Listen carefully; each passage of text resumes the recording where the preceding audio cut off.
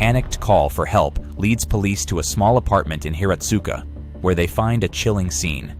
2 bodies lying inside, and secrets buried much deeper than anyone could have imagined. The Hiratsuka apartment murders had just been uncovered. May 1st, 2006. The walls of a small apartment in Hiratsuka, Kanagawa Prefecture, concealed more than just family secrets.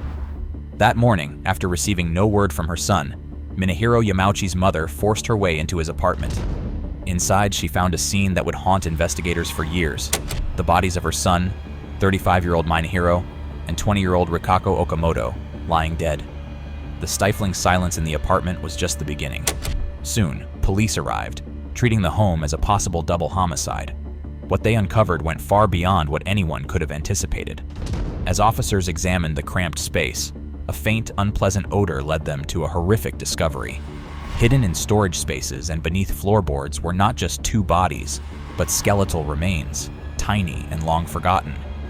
Forensic teams carefully exhumed them, piecing together a grim revelation.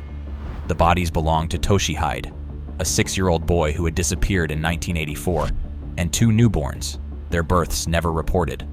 It was the kind of find that rattled even seasoned detectives.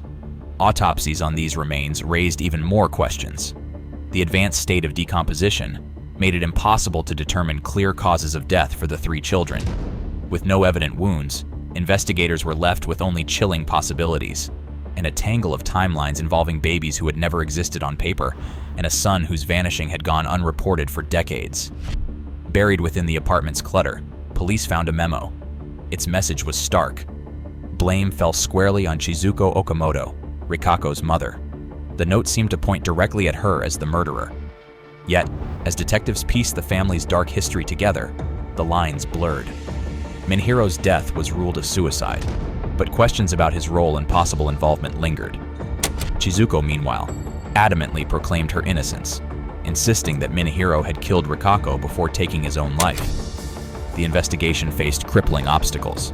Physical evidence was in short supply, and the statute of limitations had run out on potential charges of corpse abandonment. There were no clear witnesses, only circumstantial threads, and the damning memo. Despite her claims of innocence, Chizuko Okamoto was arrested 2 days later. In a courtroom that summer, she was convicted of murdering her daughter, Rikako, and sentenced to 12 years in prison. Appeals changed nothing. The verdict was upheld, and the case faded from headlines. But the shadows left behind in that Hiratsuka apartment remain unresolved, a family's secrets never fully unearthed, and justice, perhaps, not entirely served. With so much of the evidence circumstantial and critical questions left unanswered, the truth in the Hiratsuka apartment murders remains disturbingly murky.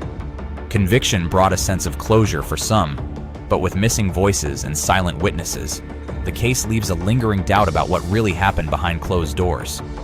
What do you think? Let us know below.